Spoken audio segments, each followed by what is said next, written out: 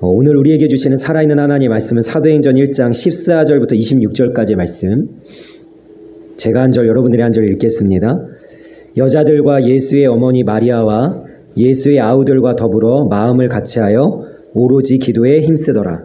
모인 우리의 수가 약 120명이나 되더라. 그때 베드로가 그 형제들 가운데 일어서서 이르되, 형제들아, 성령이 다윗의 입을 통하여 예수 잡는 자들의 길잡이가 된 유다를 가리켜 미리 말씀하신 성경이 응하였으니 마땅하도다. 이 사람은 본래 우리 수 가운데 참여하여 이 징문의 한 분을 맡았던 자라. 이 사람이 불의의 삭스로 밭을 사고 후에 몸이 곤두박질하여 배가 터져 창자가 다 흘러나온지라. 이 일을 제자는 나사렛 모든 사람에게 알려져 그의 말로는 그 밭을 악에 당하라 하니 이는 피밭이라는 뜻이라. 시편에 기록되었으되 그의 거처를 황폐하게 하시며 거기 거하는 자가 없게 하소서 하였고 또 일렀으되 그의 직분을 타인이 취하게 하소서 하였도다. 이러므로 요한의 세로부터 무기력함에서 올려져 가신 날까지 주 예수께서 우리 가운데 출입하실 때에 항상 우리와 함께 다니던 사람 중에 하나를 세워 우리와 더불어 예수께서 부활하심을 증언할 사람이 되게 하여야 하리라 하거늘. 이들이 두 사람을 내세우니 하나는 바사바라고 하고 별명은 미스도라고 하는 요셉이요 하나는 마띠아라. 그들이 기도하여 이르되 뭇사람의 마음을 아시는 주여, 이 두 사람 중에 누가 주님께 택하신 바 되어 공사와 및 사도의 직분을 대신할 자인 줄 보이시옵소서. 유다는 이 직분을 버리고 제 곳으로 같이 있습니다. 제비 뽑아 마띠아를 얻으니 그가 11사도의 수에 들어가니라. 아멘.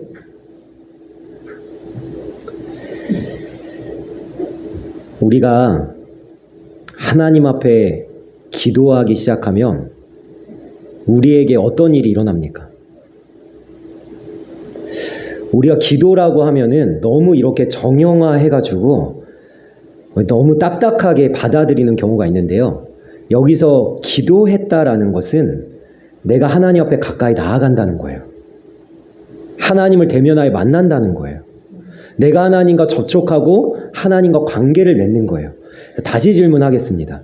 내가 하나님께 기도할 때에, 다시 이야기해서 내가 하나님께 가까이 나아갈 때, 내가 하나님을 대면하여 만날 때, 내가 하나님을 경험하여 주님과 접촉하여 관계 맺을 때 나에게서 어떤 일이 일어납니까? 오늘 본문의 말씀은 바로 그 이야기를 하고 있는 거예요. 우리가 읽진 않았지만 13절에는 가룟 유다를 제외한 11명의 사도의 이름이 나오고, 그 다음에 우리가 읽은 본문 14절에는 그 사도들과 여자들과 예수의 어머니와 동생들이 다 같이 모여서 모두 몇 명이나 되더라? 120명이나 되는 사람들이 기도하기 시작했어요. 오로지 기도에 힘쓰기 시작했어요.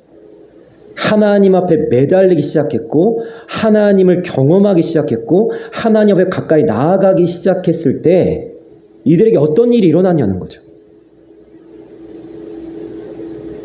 15절 말씀에 보시면 기도를 얼마나 뜨겁게 하고 있었겠어요. 막 통성으로 막 주여 막 부르짖으면서 기도하고 있는데 갑자기 기도하다 말고 베드로가 벌떡 일어납니다.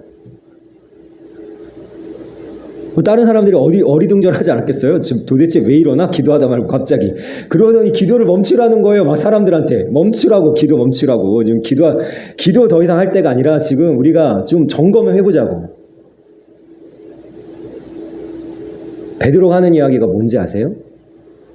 우리가 지금 부족하다는 겁니다. 언제 이 부족함이 발견됐어요?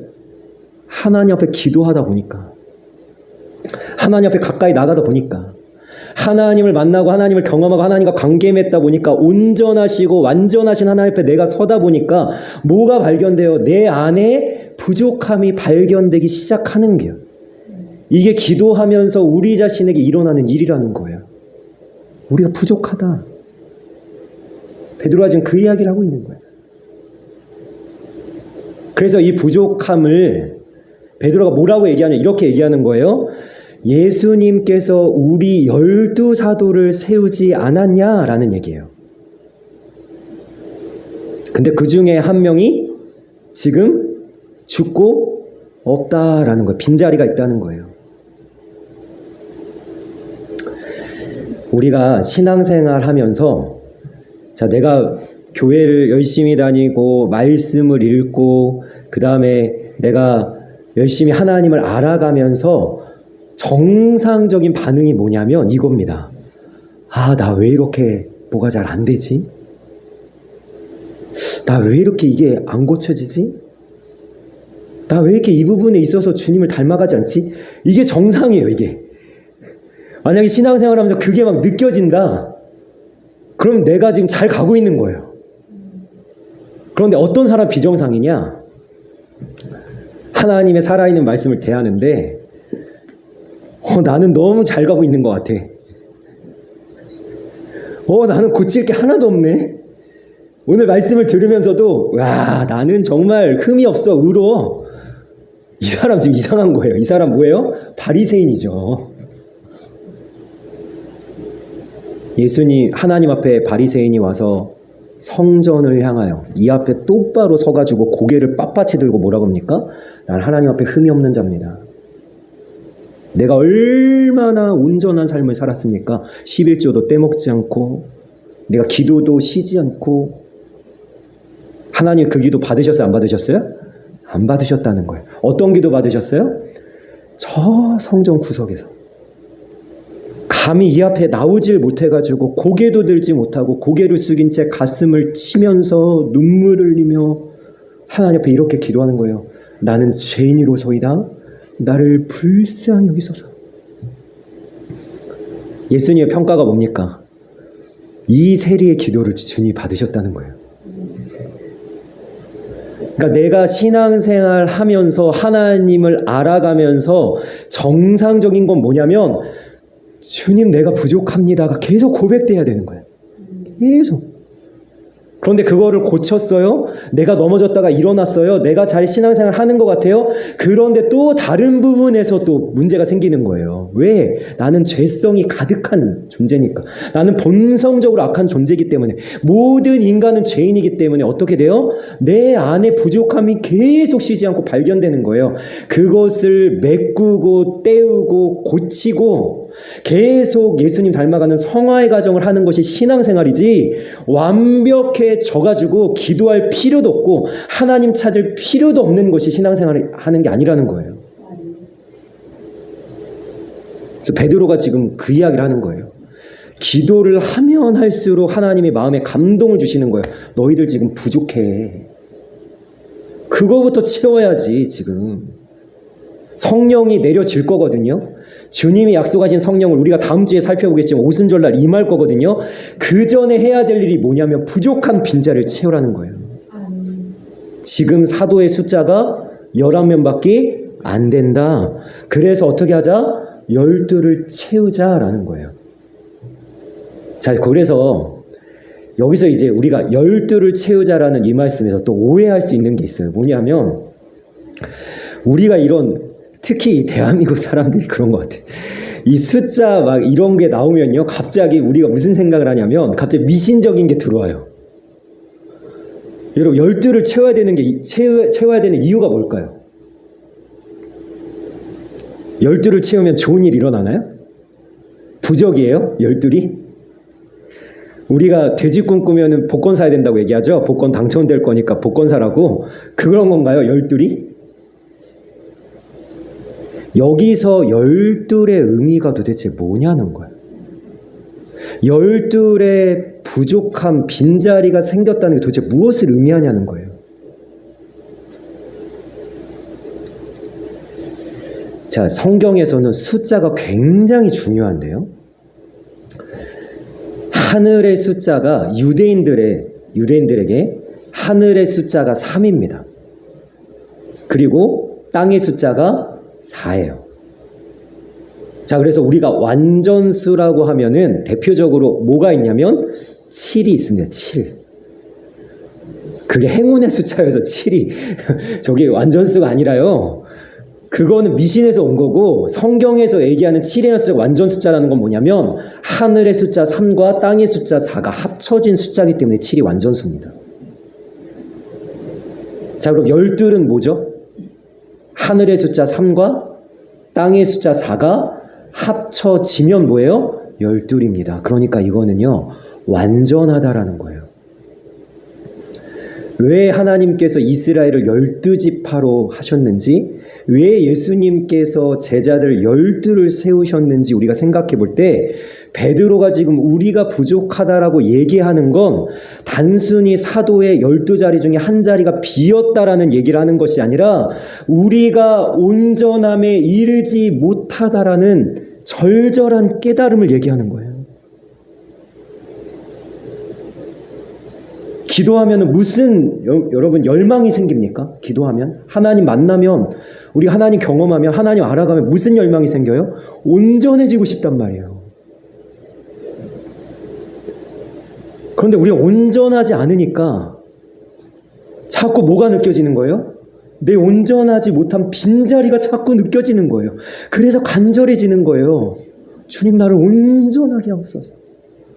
주님 나를 온전하게 하옵소서. 베드로가 이 얘기를 하고 있는 거예요. 그래서 하나님, 우리를 향한 하나님의 뜻은 우리의 온전함인데, 이것을 완성해가고 만들어가기 위해서 하나님이 우리에게 주신 것들이 있어요. 그 중에 대표적인 게 뭡니까? 모든 성경은 하나님의 감동으로 된 것으로, 이 성경이 우리에게 살아있는 말씀이 무엇을 합니까? 교훈과 책망과 바르게 함과 의로 교육하기에 유익하니, 그래서 만들어가고자 하는 게 뭐예요? 이는 하나님의 사람으로 하여금 완전하게 하려고 하는 거예요. 저는 이 말씀을 통해서 우리 성도님들에게 권면하기를 원합니다. 온전해지기를 꿈꾸시길 원해요. 온전해지길 소망하길 원해요. 아니, 어떻게 온전해질 수 있어요? 여러분, 온전의 기준은 누구냐면 예수님이에요. 예수님. 예수님 닮아가는 거예요. 우리 성도님이 고개를 이렇게 흔드시는데요. 안 되죠. 하다가 우린 또 넘어질 거예요. 우린 또 실패할 거예요. 우리는 또 실수할 거예요. 제가 너무나도 좋아하는 찬양 중에 이 찬양 있어요. 다 표현 못해도 나 표현하리라. 내가 아무리 표현을 해도 다 표현이 안 된다니까요. 그래도 어떻게 하겠다고요? 다 표현 못해도 표현하겠다는. 그리고 그 찬양의 가사의 뒤에가 뭡니까? 다 닮지 못해도 누구를? 예수님을. 그래도 뭐 하겠다고요? 나 닮아가려. 힘쓰겠다고. 그걸. 우리는 죽을 때까지 온전함에 이르지 못할 거예요. 우리는 이마에다가 이걸 써놔야 된다니까요. 공사 중이라고. 나는 공사 중이야. 완공되지 않아요. 그러나 무슨 열망이 있어야 돼요? 완전해지고 싶다는 열망이 있어요. 그러면 어떤 기도가 나옵니까? 주님, 부족합니다. 채워주세요. 빈자리가 있습니다. 주님, 고쳐주세요. 주님, 나에게 망가진 부분이 있습니다. 주님, 회복시켜주세요. 이게 지금 베드로가 하는 기도의 내용이라는 거예요. 우리 성경에 대한 이야기를 좀 우리가 짚고 넘어가야 되는데요. 이 부분은 좀 연구하고 공부한다고 좀 생각하고 들으시길 원합니다. 가룟 유다의 최후에 대해서 베드로는 이렇게 이야기를 합니다. 뭐라고 이야기하냐면, 그가 곤두박질 쳐서, 몇 절인지 이야기를 해드릴게요. 18절에 보시면요, 그 몸이 어떻게 됐어요? 곤두박질하여 배가 터져 창자가 다 흘러나왔어요.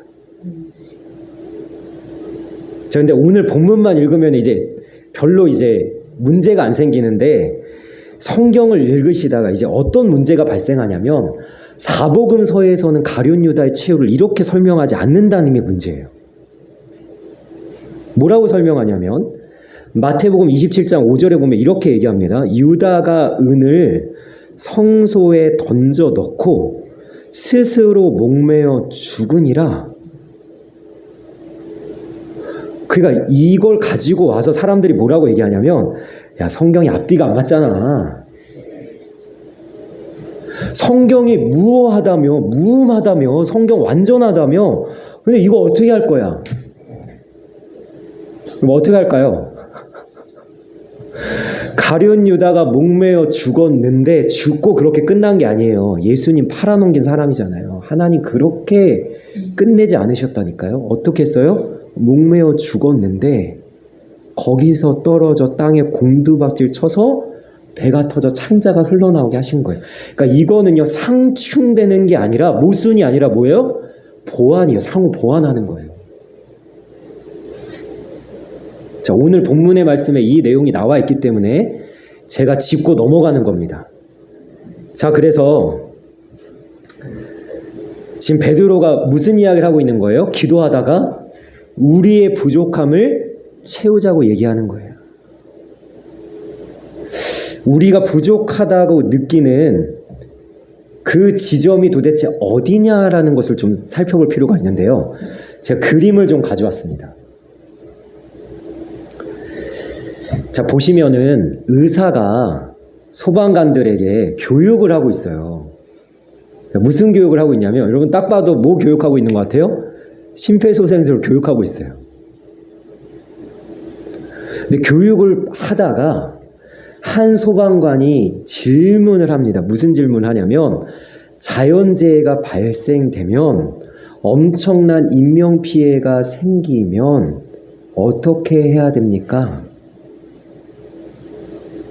자, 이 의사가 그래서 원칙을 이야기하는데, 무슨 원칙을 얘기합니까? 이런 원칙을 얘기합니다.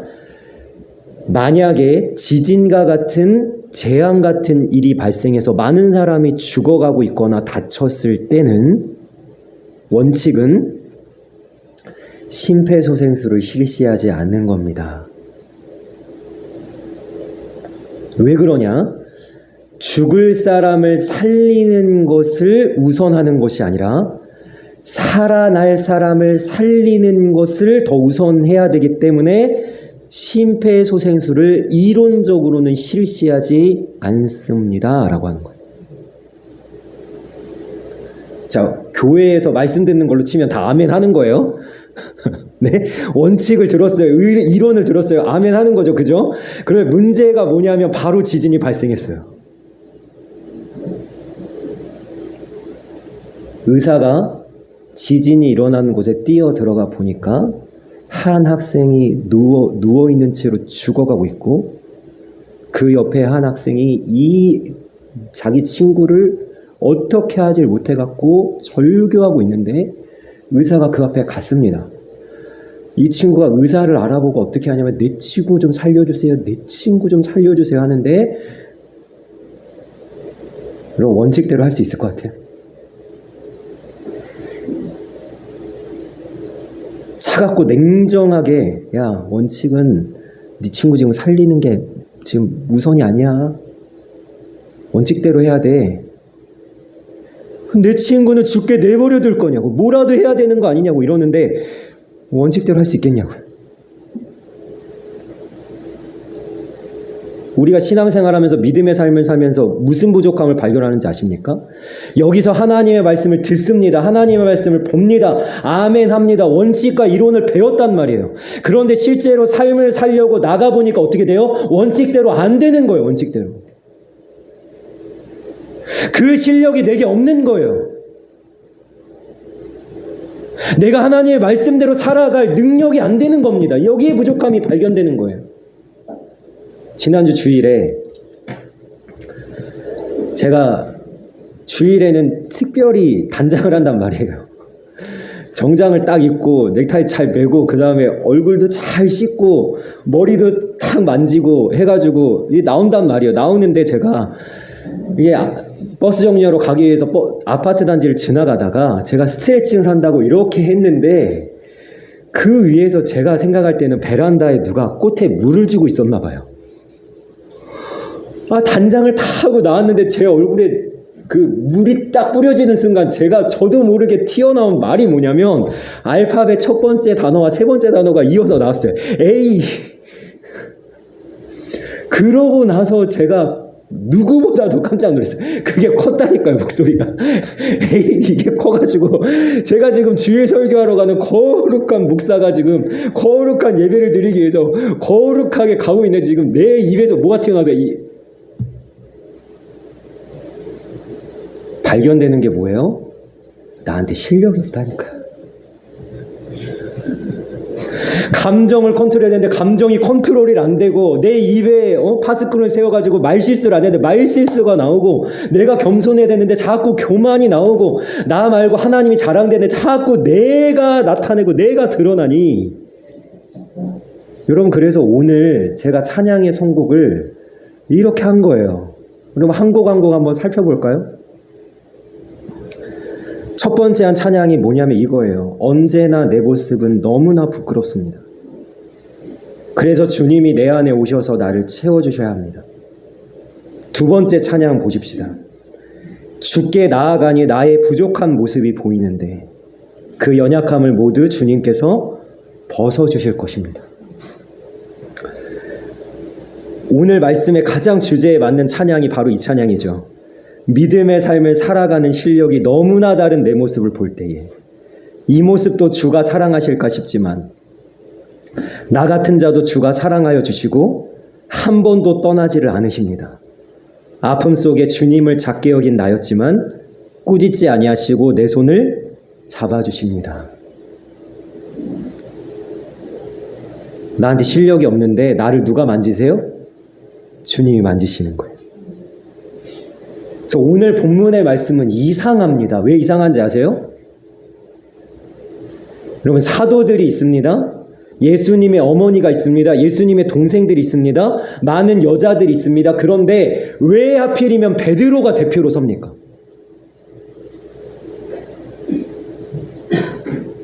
누군가는 이 일을 제기해야 되는 거 아니에요? 야, 네가 뭔데 나서 너 예수님 3번 부인했잖아. 야, 네가 무슨 자격이 있어갖고 여기서 지금 소리를 내. 저쪽에 찌그러져 있어 네가 저지른 일을 잊었어? 네가 지금 무슨 짓을 저질렀는지 몰라? 너 예수님 3번 부인했다니까? 너 조용히 하고 있어. 이래야 되는 거 아니에요? 근데 베드로가 당당하게 서가지고 120명의 하나님의 사람들이 모여있는 자리에 대표로 서가지고 이야기를 하고 있는 거예요. 무슨 일이냐는 거예요, 이게. 베드로가 이걸 경험한 거예요. 내가 부족했지. 그런데 주님이 나를 채워주셨어. 내가 넘어졌지. 그런데 주님이 나를 일으켜 주셨다니까. 나에게는 실력이 없었어. 주님을 부인하지 않을 실력이 없었어. 내가 주님을 부인한 건 맞아. 그러나 주님이 나를 다시 내가 너를 쓰겠다고, 내가 너를 사용하겠다고, 나를 부르셨다고, 나를 보내셨다고, 이걸 베드로가 지금 이야기하고 있는 거예요. 베드로가 예수님 3번 부인하고 어떻게 해요? 예수님 부활하셨음에도 불구하고 낙심하여 낭망하여 물고기나 잡으려고 가 있는데 밤새도록 한 마리도 못 잡아서 아주 그냥 밑바닥으로 주저앉아 있는데 무너져 내렸는데 예수님 나타나시죠. 그리고 그들이 예수님의 말씀에 순종해서 153마리나 되는 물고기를 잡고 그 물고기 중에 몇 마리를 예수님께서 불에다가 구워가지고 아침을 차려, 자기를 부인한 베드로를 위해서 아침을 차려주시는 거예요. 여러분 이 이야기가 얼마나 놀라운 이야기냐면 엄마와 아들이 둘이 사는데 아들이요 연락도 없이 몇 박 며칠을 외박을 하는 거예요. 연락도 안 돼. 안 들어와. 엄마가 처음에는 화가 엄청 나죠. 이놈의 자식 오늘 들어와나 봐라. 그러면 안 들어와. 그 다음날 또 기다렸더니 안 들어와. 그 다음날 기다렸더니 안 들어와요. 그런데 며칠 돼가지고 애가 들어왔는데 엄마한테 혼날까봐 엄마가 잠든 새벽에 몰래 들어와서 엄마가 아침에 일어났더니 집 방에서 자고 있어요. 어떻게 해야 되겠어요? 당장 깨워갖고 등짝 스매싱 때리고 이놈의 자식 어디 갔다 왔어? 엄마가 얼마나 속 썩은지 이래야 되는데 엄마가 아들이 이제 뭐 밤새 뭐 놀다가 이제 들어왔으니까 해가 중천에 떠서야 눈을 뜨는데 부엌에서 엄마가 끓여준 된장찌개 냄새가 나는 거예요. 쭈뼛쭈뼛 부시시 일어나가지고 식탁에 앉았는데 엄마가 아무 말도 하지 않는 거예요. 너 왜 그랬어? 라고 하잖아요. 엄마가 얼마나 걱정, 아무 말도 하지 않아요. 먹어. 그러고 밥을 먹는데 이 아들이 철이 든 아들이면 어떻게 해요? 그냥 폭풍 눈물을 흘리면서 먹는 거죠. 이게 엄마의 사랑이구나. 베드로가 예수님이 차려주시는 그 아침을 먹으면서 베드로가 느끼는 예수님의 사랑이 바로 그거라는 거예요. 내가 이 밥을 먹을 자격이 없단 말이에요. 예수님 아무 말도 하지 않아요. 그러다가 밥을 다 먹고 나서 예수님 뭐라고 해요? 다 3번 물어보는 거예요. 너 나 사랑하지? 주님이 아십니다. 너 나 사랑하지? 주님이 아세요. 너 나 사랑하잖아. 나보다 주님이 나를 더 잘 아세요. 이 예수님 3번이나 부인한 배은망덕한 부족함이 가득한 이 베드로를 예수님께서 맡기셨다고요. 뭘 맡기셨어요? 내 양을 먹이라, 내 양을 치라. 다시 이야기하면 우리가 다음 주에 오순절날 성령이 임하면서 시작되는 교회를 누구에게 맡기신 거예요? 베드로에게 맡기신 거예요. 사람들이 생각할 때 이런 거예요. 너 같은 자가 어떻게 대표가 돼? 너 같은 자가 어떻게 예수님의 양을 맡아? 너 같은 자가 어떻게 교회 수장이 돼? 이렇게 할지 모르지만 예수님은 무너지고 부족한 베드로를 사용해서 하나님의 역사를 이루시길 원하시는 거예요. 교회에서 이상한 일이 일어납니다. 어떤 이상한 일이 일어나는지 아세요? 세상에서는요, 어떤 강연이 있으면요, 강사를 어떤 사람 초청하죠? 유학 갔다 온 사람, 박사학위 있는 사람, 그죠? 날고 기는 사람 다 불러다가, 그죠? 학벌 좋고 능력 좋고 유명하고 이런 사람 불러야, 아니 그래야 흥행을 할 거 아니에요, 강의가. 근데 교회에서만 이상한 일이 일어나요. 무슨 일이 일어납니까? 여기 강단에 간증의 자리, 하나님을 드러내고 나타나는 이 간증의 자리에 누가 서는지 아세요? 명 강사가 서지 않아요. 학벌 좋고 유학 갔다 오고 학위 있는 사람들 세우는 것이 아니라 감옥 갔다 온 사람을 세운다고요. 철저하게 망가져가지고 무너진, 마약에 중독됐던 사람, 알코올에 중독됐던 사람, 아니면 신체의 일부가 어떻게 망가진 사람, 아니면 인생에서 사업에 엄청난 실패를 경험한 사람, 이런 사람들을 강사로 세운단 말이에요, 교회에서. 왜? 그 연약하고 부족한 사람을 통해서 하나님이 드러나시기 때문이에요. 예수님은 약할 때 강함 되시기 때문이에요. 이게 교회 안에 예수님을 믿는 사람들 안에 일어나는 놀라운 역사라는 거예요. 그런데 그런 부족한 사람이 간증을 하는데 어떤 일이 일어나요? 수천 명, 수만 명이 앉아가지고 눈물을 흘리고 있는 거예요. 왜요? 그게 내 이야기거든요. 내 이야기. 나도 저렇게 무너졌어. 나도 저렇게 연약하지.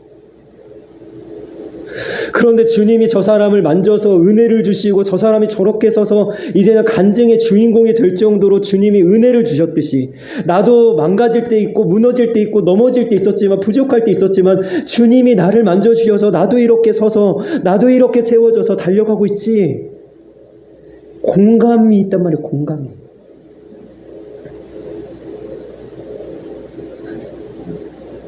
그래서 베드로를 통해 주님이 말씀하시는 거예요. 우리 모두에게.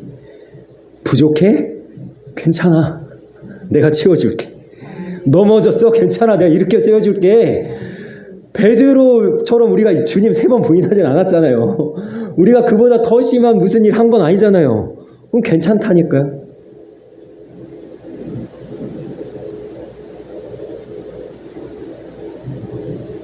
그래서 이 12의 자리를 채우는 이 장면에서도 또 이상한 장면이 생깁니다. 어떤 장면이냐? 2 사람이 추천을 받아요. 자, 어떤 사람이냐? 한 사람은 유스도라고 하는 요셉이라는 사람입니다. 별명이 유스도입니다. 여러분, 유스도는요, 라틴어인데요. 무슨 뜻이냐? 의로운 자란 뜻이에요. 별명이 뭐라고요? 의로운 자예요. 그럼 얼마나 의롭겠어요, 이 사람이. 그리고 별명이 있다는 건 무슨 얘기예요? 그만큼 알려졌다는 얘기예요. 명함을 내밀 만한 사람이라는 거예요. 그만큼 권위 있고 사람들이 인정해주는 사람이란 말이에요. 여러분, 요셉에게는요, 수식어가 많아요. 근데 마띠아는 아무 설명도 없죠. 무슨 얘기예요? 내세울 게 없다는 거예요. 마띠아는 뭐 이야기할 수 있는 게 없어. 그러면 이 둘 중에 한 명을 뽑을 때 여러분 사도의 빈자리를 채우는 겁니다. 누굴 뽑아야 될까요? 투표해야 되겠죠. 그죠? 그죠? 여러분 같으면 누구 뽑겠어요? 당연히 요셉 뽑아야죠. 근데 이상한 일이 일어나는데 뭐냐면 투표를 안 해요. 그리고 뭐 하자고 그래요? 제비 뽑재요. 미쳤어요. 제비를 왜 뽑아요 여기서 지금. 잠언 16장 33절 말씀 보니까요. 제비는 사람이 뽑으나 모든 일에 작정하기는 여호와께 있느니라. 아멘. 여기서 제비 뽑은 건 운이 아닙니다. 하나님이 뽑은 거죠. 하나님 누구 뽑으셨어요? 내세울 게 많은 요셉이 아니라 내세울 것 하나 없는 부족한 마띠아를 뽑으신 거예요. 근데 이거는 잘 생각해보면 이상한 일이 아니에요. 왜냐하면 예수님의 12 사도 중에 제대로 된 사람이 없어요. 6, 7명은 여부죠. 1명은 세리죠. 1명은 열심당원이죠. 요즘으로 얘기하면 우리로 얘기하면 독립투사 이런 사람이죠. 1명은 예수님 판 사람이죠. 하나님이 하나님의 일을 이루실 때 유력하고 학벌 좋고 대단하고 지혜 좋고 지식 가득한 사람 쓰기보다는 어떤 사람 쓰시냐? 우리처럼 부족하고 베드로처럼 넘어졌고 마띠아처럼 내세울 것 없는 명함 내밀 수 없는 사람을 들어서 쓰시는 거예요. 왜? 그 사람을 통해 하나님이 더욱 영광 받으시고 더욱 하나님의 역사를 이루시기 때문이에요. 그래서 저는요, 우리 성도님들이 하나님 앞에 기도하면서 계속해서 부족함을 발견했으면 좋겠어요. 계속해서. 그래서 간절하게 하나님께 구했으면 좋겠어요. 온전해지길 원합니다. 주님을 닮기 원합니다. 이 기도가 계속 끊이지 않았으면 좋겠어요. 그런데 이 부족함을 채우는 건요, 사람이 하는 게 아니라는 거예요. 투표하지 않는단 말이에요. 제비를 뽑는단 말이에요. 뭐예요? 하나님께 맡기는 거예요. 하나님께. 나의 부족함, 나의 삶, 나의 모습, 나의 연약함 누구에게 맡기는 거예요? 하나님께 맡기시길 원합니다. 그럼 하나님이 하나님의 주권과 하나님의 능력과 하나님의 크신 팔로 우리의 부족함을 완전하게 채워주시는 줄 믿습니다. 이 역사의 이야기를 지금 하고 있는 거예요. 그래서 우리는요, 조금씩 성장하면 돼요. 한 걸음 한 걸음 발전하면 돼요. 확 바뀔 수는 없어요. 확 달라질 수는 없어요. 새로운 삶이 갑자기 시작되는 건 아니에요. 그냥 어제보다 조금 오늘 나아지고 오늘보다 조금 더 예수님을 닮아가면 그걸로 족한 겁니다.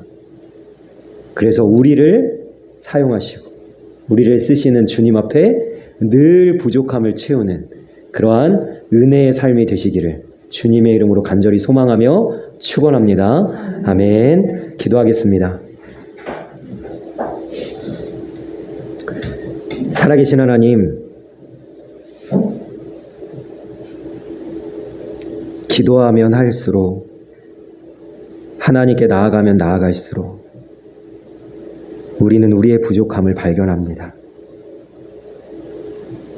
그런데 그 부족함을 발견하신 주님이 우리를 다그치거나 꾸짖거나 너 왜 그랬어 하기보다는 베드로를 끌어안아 주셨듯이 너의 부족함도 괜찮다.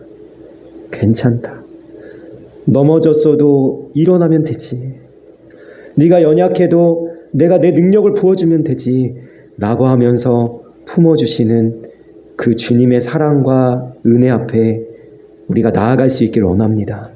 주님의 만져주심으로 우리의 부족함이 온전히 채워질 수 있도록 인도하시고 그래서 이 부족한 자를 사용하셔서 하나님의 역사를 이루시는 주님 앞에 우리가 더욱더 우리의 삶을 내어 맡기고 우리 주님의 그 손길에 우리가 우리의 인생을 책임져 주시는 주님을 의지하여서 하나님의 뜻대로 하나님의 말씀대로 살아갈 수 있는 주님의 사람들 다 되어지게 하여 주옵소서.